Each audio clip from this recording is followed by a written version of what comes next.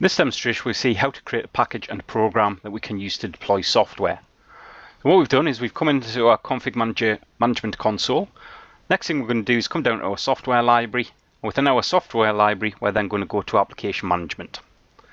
Within application management we'll go to packages, and then what we want to do within our packages is we want to create a new package. So we right click, click create package, and that will bring us into a wizard. First thing we need to do is we just need to fill out our little table to specify information about this package. So what I've done here, we're going to call this Office Viewers, Microsoft Office Viewers package. Manufacturer is going to be Microsoft, language will be English, version will be 2007. The package will contain source files, and that will come from the source folder of e://software/Office Viewers. Now we've done that, we'll select next. And then that brings us into the program types. So within the program type, we're just going to ensure that we've got standard program highlighted, but as you can see we can go program for device, create a program for a device, or do not create a program. Well, we do want to create a program, so we'll select next. That then brings us into our standard program. So what we need to do here is, again, we just need to fill out the table. And we're going to call this PowerPoint viewer. Got the command line for the PowerPoint viewer. Not going to bother specifying a startup folder. We'll run as normal, but as you can see, minimized, maximized, or hidden, we can run that. We've got the program can run whether or not users logged on, or only when a user's logged on, or only when a user's not logged on. I'm going to say, in my case, both. In case of the run mode, I'll just leave it as run with administrative rights. We're not going to bother with the tick box to allow users to view and interact with program installation.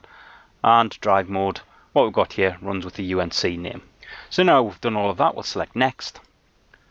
That brings us to our requirements tab, which is quite useful because we can say a requirement in order to run this program is whatever we specify at this point. So again, it gives us another little table that we just need to fill in. What I've done here is I've specified the estimated disk space will be 50 meg, and I've specified the maximum allowed runtime to be 15 minutes. And this will just prevent the program running too long if there's an issue. So now we've done that, we'll select the next button. That brings us to our summary. So in the case of our summary, we'll just select next. Everything's successful, so we can now select close. And that now gives us our Office viewers.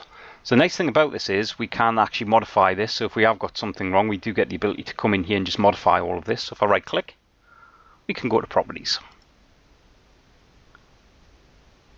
That brings us into the properties tab. So as you can see on the general page, it's everything we specified. If we go for our data source tab here, so it's given us all of the information relating to the data source. One of the things we're going to do here is just turn on tick box to enable binary differential replication. As it says here, it minimizes the network traffic between sites. Binary differential replication updates the content that is changed in the package. Then we'll go for our data access tab. And on our data access tab, what we've got some information relating to the data access. What we're going to do at this point here is we're just going to turn on the little tick box here to disconnect users from distribution points. So and what we've got here, specify the number of times config manager tries to update the distribution point before it disconnects the users. We've got 2 retries here, and we've got 5 minutes between user notification and disconnection. We then move on to distributed settings. So in distributed settings here, we're specifying distribution settings for this package. What we've also got is the reporting tab. So in the reporting tab, we can use the package properties for our management information files. We've got our content locations. So at this point here, we can specify the content location. And on the security tab, we've got the user, in my case, that is responsible for administration of this package. Once we've modified all of this, or if we decide to modify any of this, we just select the OK button.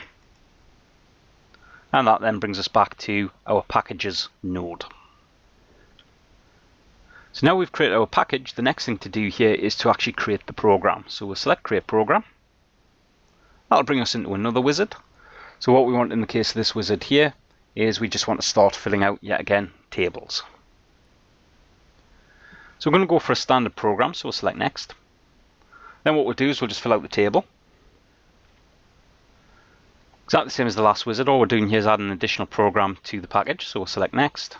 In the case of the requirements, all we'll do here is we will say, in this case here, we'll specify for this program 25 megabytes for estimated disk space, We'll just specify again 15 minutes for the maximum allowed runtime. Then we'll select next. Have a look at the summary and select next. Click our close button. And now what we've done is we've actually created within Office Viewers another program. So what we've got down at the bottom here, just for our actual application package itself, what we've got is the summary page, so we can see down at the bottom that we're not doing anything with it yet. If we click on the programs, we can see we've got 2 programs within this package, and if we click on the deployments tab, what we have at this point here, we haven't actually deployed this as of yet. And that's the end of this demonstration. Thanks very much.